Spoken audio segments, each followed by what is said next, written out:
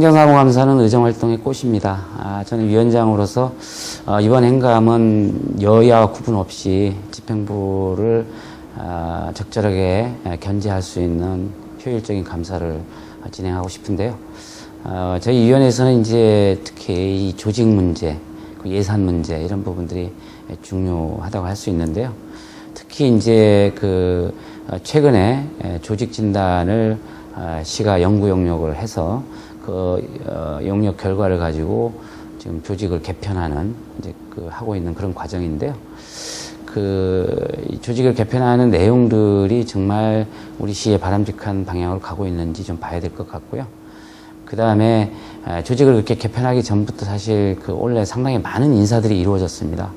그런 인사들이 적절하게 정말 이루어졌는지 그것도 한번 살펴봐야 될 것 같습니다. 예산 문제도 중요한데요. 지금 이제 우리 시가 이 정부 들어서면서 모라토리엄 선언하고 출발하지 않았습니까? 빚을 좀 갚았다고는 하는데 여전히 어떤 예산이 부족해가지고 정말 시민들에게 필요한 예산을 제대로 편성을 못하고 있는 게 현실인데요.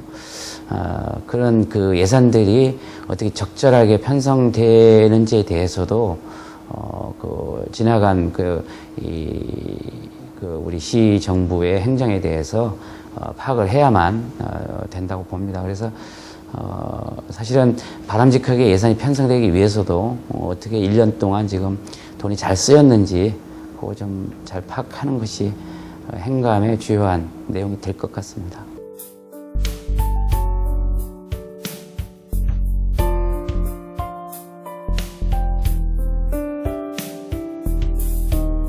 시민들이 많이 듣고 싶어 할 겁니다. 왜냐하면 이재명 시장 정부 들어서고 나서 사실 잘한 일도 많이 있습니다. 복지 쪽에 어떤 많은 역할들을 해왔고, 사회적 일자리 이런 것들을 창출하기 위해서 많이 노력해왔고, 그런 차원에서의 일들은 상당히 저는 잘했다고 평가를 하는데요. 그럼에도 불구하고, 여러 가지 불협화음들이 일어났던 부분들 우리가 좀 점검해 봐야 됩니다. 특히 시설관리공단의 잦은 인사 문제, 그리고 다른 우리 산하 재단들의 어떤 그런 인사 문제, 또 우리 현재 시 정부의 인사 문제, 이런 문제들이 사실은 다 구설수들이 있는 게 현실이거든요. 그런 부분들이 일을 잘하면서도 그런 걸로 까먹을 수 있기 때문에 그런 것은 정말 여야를 막론하고 제대로 한번 짚어봐야 된다고 생각을 합니다.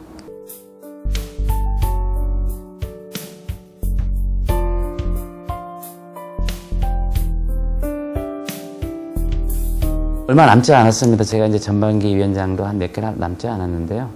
리더십이라는 게 특별한 게 있는 건 아니고요. 우리 의원님들이 회의 상임위에서 본인들이 하고자 하는 발언들을 적절하게 할 수 있도록 조력하는 게 제 역할이고요.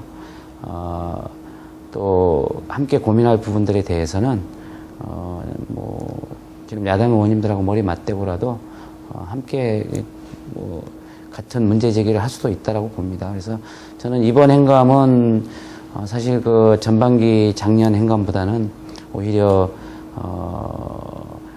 여당 위원장이지만 야당 의원의 입장에서 한번 행감을 한번 진행을 해보자, 이런 마음의 자세를 좀 갖고 있습니다.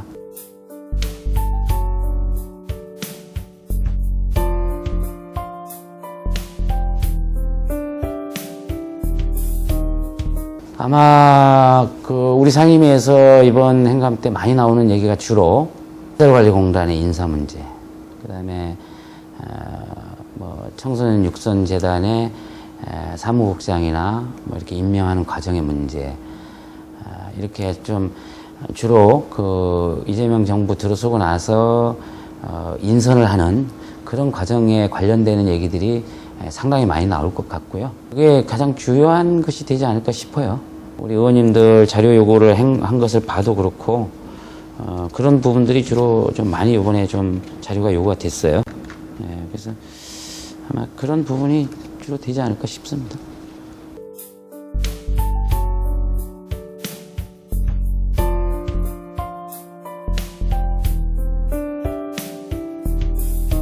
저는 이제 우리 상임위 위원장을 쭉 하면서 제가 좀 느끼는 것은, 물론 전 이대엽 정부나 지금 이재명 정부나 여야가 바뀌긴 했습니다만은, 이게 어떤 문제를 정책적으로 좀 접근을 해줘야 되는데, 좀 정략적으로 접근이 된 측면도 꽤 있다. 저는 이렇게 생각을 합니다. 왜냐하면, 인사 문제는 아까 제가 말씀을 드렸습니다만은 그런 부분 말고 우리 위원회에서 상당히 소중하게 다뤄야 될 부분들이 있었습니다. 예를 들어서 참여예산 조례, 그 다음에 옴부즈만 제도, 또 시민 모니터 제도, 이런 부분들, 다시 말하면은 시민들이 참여를 통해서 이 시 행정이 좀 바람직한 방향으로 가도록 하는 그런 부분들이 사실 정책적으로 많이 제기도 됐고 했는데, 그런 부분들이 실질적으로 올 한 해 이루어진 게 없습니다. 옴부즈만 제도 같은 경우에는 지금 본회의에서 상임위를 통과했습니다만은 본회의장에서 지금 보류를 시켜놓은 상태고요. 참여예산 조례는 경기도에서 지금 우리 시하고 또 한 군데, 두 군데만 지금 시행을 하지 않고 있습니다. 그것처럼 시민이 좀 참여해서 함께 시정을 해 나가고자 하는 부분들에 대해서, 그런 좀 바람직한 정책들에 대해서 올 한 해 우리가 좀 하지 못한 부분들이 있습니다. 그런 부분들에 대해서는 좀 상임위원장 책임도 느끼고요. 좀 우리가 정략적인 부분보다는 그런 어떤 바람직한 정책들을 함께 논의해서 문제를 풀어가는 그런 것들이 좀 더 원활하게 좀 이루어졌으면 좋겠다, 이런 생각을 합니다. 우리 시가 지금 좀 걱정이 되는 부분이 있습니다. 그건 뭐냐면 지방채를 상당히 많이 지금 발행을 하고 있습니다. 지금 중앙정부로부터 우리 시가 한도액으로 정해져 있는 810억, 그 한도액 승인을 전부 한도 내에 다 승인을 받았고요. 그 다음에 위례 신도시 그 아파트 짓는 문제하고 또 이 도로 확장, 그러니까 어디입니까, 남한선 순환도로 확장하는 그 예산 관련해 가지고 지방채 발행을 신청을 했는데, 그게 약 한 2천억 정도 됩니다. 그래서 우리 시가 올해 중앙정부에 신청한 지방채가 한 2,800억 정도 됩니다. 이게 다 사실 빚이거든요. 과거 작년까지만 해도 지방채가 400억 이하였는데, 지방채가 이제 이렇게 많이 늘어나고 있는 것이 과연 그 사업을 하는 것과 이 빚과의 문제를 어떻게 해결해 가야 될지, 이런 걸 좀 우리가 고민을 많이 해봐야 될 것 같고요. 그 다음에 이제 지금 성호시장 자체적으로 개발하겠다고 지금 해서 투용자 심사를 통과하지 않았습니까? 근데 투자 심사 통과할 당시에 조건이 있었어요. 뭐냐면 과연 어떤 돈 가지고 성호시장을 개발할 거냐, 그리고 돈이 어디서 나서 하겠다는지를 좀 자료를 제출하는 조건으로 좀 통과가 됐는데, 그것도 약 한 3천억 들어가거든요. 작은 돈이 아닙니다. 저는 좀 걱정이 되는 게, 지난 이대엽 정부 때 이 5,400억 판교 특별회계에서 전입해서 썼는데, 사실은 두 가지 큰 사업 때문에 그랬습니다. 그게 하나는 공원로고 하나는 은행동인데, 약 1조 정도 되는 돈이 거기 들어가는 바람에 그렇게 결국 문제가 되지 않았습니까?